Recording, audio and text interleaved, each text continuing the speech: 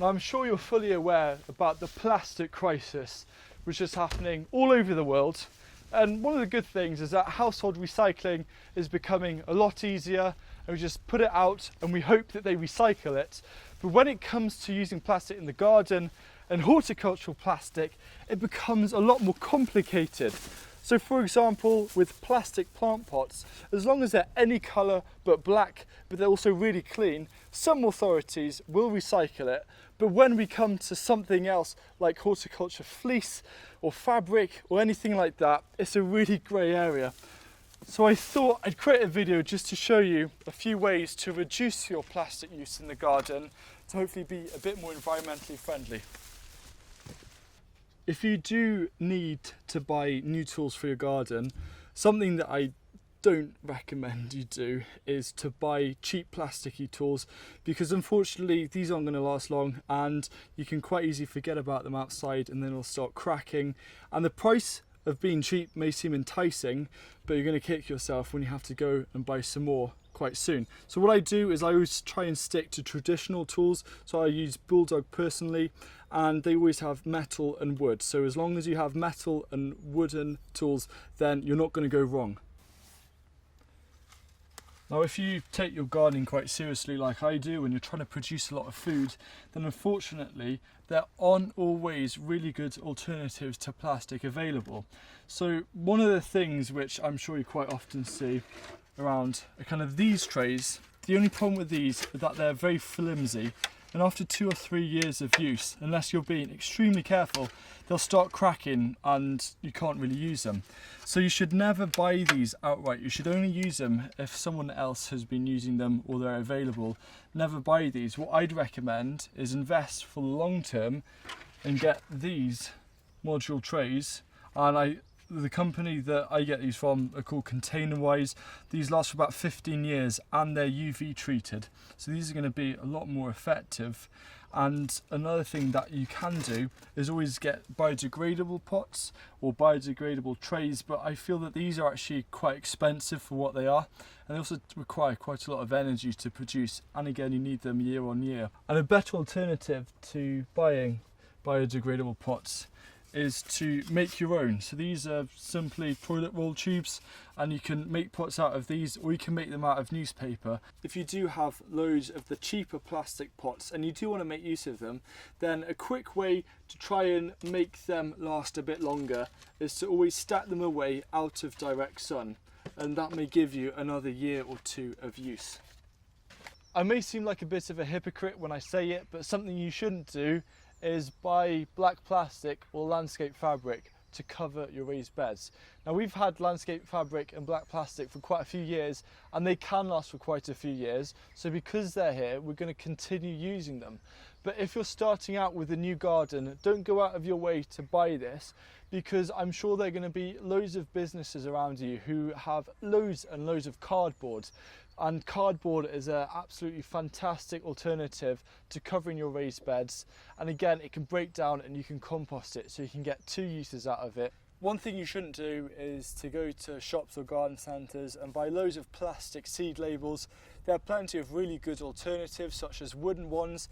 But if you know people, or if you have things like yogurt pots or ice cream tubs, then you can really easily make your own seed labels, and you don't need to ever worry about getting these. So these seed labels were made about a year ago, and they work so well, and they haven't turned brittle or anything, so we can reuse these. And they're actually, if you haven't yet, make sure that you pre-order my book, which is coming out, Veg in One Bed. And one of the many things that I try and focus on is how you can use things from your house to improve your growing. And there it just really quickly tells you how to make your own seed labels out of yogurt pots. So make sure you pick up a copy, because it'd make my day. One of the mistakes I so easily make is just continuously buying a bag here and a bag there of compost. Now, usually it's because I just need some nice compost to sow and start some plants and some modules. But what you need to try and do is eliminate the need for extra plastic.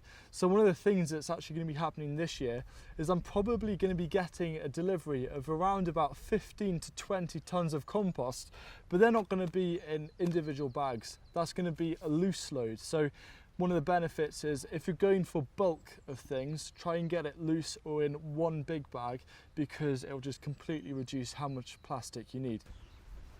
Now, one of the most annoying things for us gardeners is that horticulture fleece is extremely useful, and we all know the qualities it has in terms of extending the season, but unfortunately it's a plastic, which means there's quite a big no-no, because as you might have experienced with 17-gram fleece like this, it can actually rip quite easily and then it loses its purpose. What I would say is, if you must use horticulture fleece, because you can use old sheets for example to protect your plants, but if you must, I recommend you go for the 30-gram, because it should just last a bit longer, but then again it's going to use more plastic. I think one of the most important shoulds is to use what you have. For example, a polytunnel, because the energy has already gone into creating this, and it'd be such a waste, and I feel really sad if people didn't use it just because it had some plastic in it. So if it's already been made, make the use of it.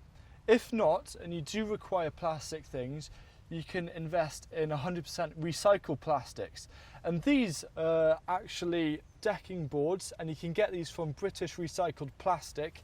And what they do is they get plastics such as baler wrap, the black baler wrap, they put it together and they make awesome things like this. So this is a raised bed, and you might be wondering about chemical leaching. Well, this is chemically inert, so no chemicals are going to go in, no chemicals are going to go out, and also they predict that this could potentially last up to 100 years. So in my opinion, having something which can last up to 100 years, has been recycled as well, is a lot better than using something like a scaffolding board which may last only 5 years. Something you should never do is buy plastic tape or string, because I've always been shocked by how much of it seems to somehow end up in the compost bin. And there's a very good alternative, and it's called wool, and that's 100% natural and biodegradable. So always, wherever possible, just use wool string and it will do the job. Ultimately, I feel as gardeners we just need to be more aware with how we use our plastic and whereabouts we use it, because there's this fine line between sacrificing enjoyment and efficiency and a deeper fine line of sacrificing the planet. So at the moment, just look at ways, and hopefully this video has helped you, look at ways to reduce the plastic use in your garden. And just be vigilant, because every year there are more plastic alternatives coming out, and no doubt that's going to enter the garden world as well. So stay tuned for those plastic-free alternatives, and make sure you do your part to start gradually reducing how much plastic you need to grow food.